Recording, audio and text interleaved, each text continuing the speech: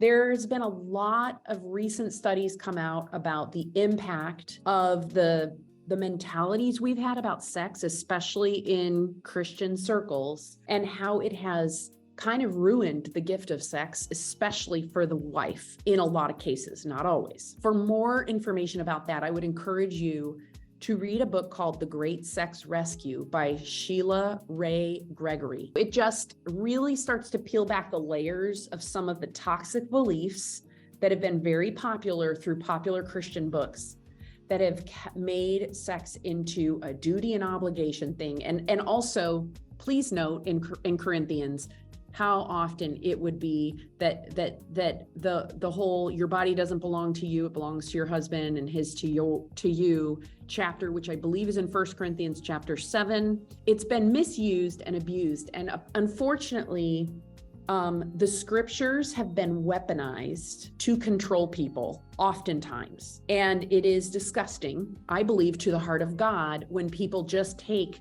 choice verses and say, see, you should be doing this. See, you need to give him sex. Please note that 6 chapters later is 1 Corinthians 13, which you guys all know if you've read the Bible at all. That is all about love. Love is patient. Love is kind. So for whatever reason, the whole verses about duty sex have been proclaimed from the rooftops. And what about the verses about love? And so God created sex for obviously many purposes, procreation being one, for pleasure is another. But in a marriage, the primary function of sex is connection. It's a bond. That bond has been obliterated when they act out sexually with others. The covenant has been broken. That is why you feel so icky about sex, if you do. Now, other women, after betrayal happens, they actually want to reestablish a sexual connection with their husbands. And if that's you, I want you to know it's very common for women to feel ashamed of that. That's a whole other topic.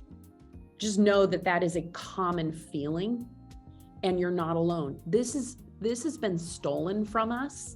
And it is something that a lot of us need to grieve. Other times, the sex has been so selfish because of his pornified mindset, the way that he has approached us as his wife. It's like he's carried the porn into the bedroom.